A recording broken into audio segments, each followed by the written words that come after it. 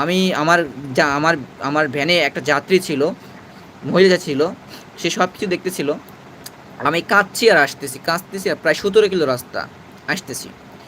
এই আসার মধ্যে আমি হাত তুললাম, আল্লাহর কাছে বললাম কাঁদতে কাঁদতে, আল্লাহ আমি কোনো অন্যায় করি নাই, কিন্তু ওই ব্যক্তি আমাকে সাটিছে, বকিছে, আমাকে ধমক দিয়েছে। আমি জানি এটা আমার প্রাপ্য ছিল। আমি অনেক হয়তোবা কোথাও গুনাহ করেছি, ভুল করেছি, যার খেসারত স্বরূপ এটা আমার কাছে এসেছে।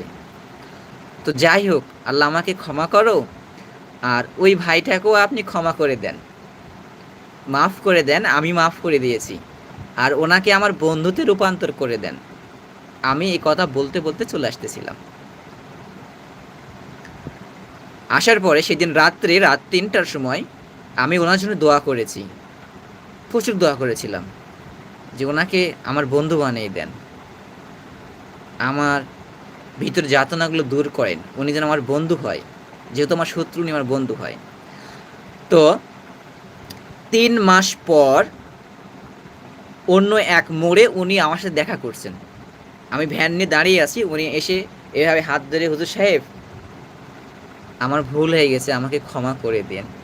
আসলে সেদিন আমি অন্যজনার রাগটা আপনার উপর ঢেলে ফেলেছি। আসলে অন্য রাগ যে আপনি গেছেন আর আপনার উপরে দিয়ে দিয়েছি আমি। আসলে আপনাদের এলাকার কিছু লোকজনের কাছে আমার মত পার্থক্য হয়েছিল। যেহেতু আপনি ওখানে যেয়ে আপনার এলাকার নাম বলেছেন যে অমুক জায়গায় যাবেন, অমুক জায়গায় যাবেন, লোকজনকে ডেকেছেন, তখন আমি ক্ষেপে আপনাকে আমি এই কাজটা করে ফেলছি। আমাকে প্লিজ ক্ষমা করে দিন। হ্যাঁ? তখন আমি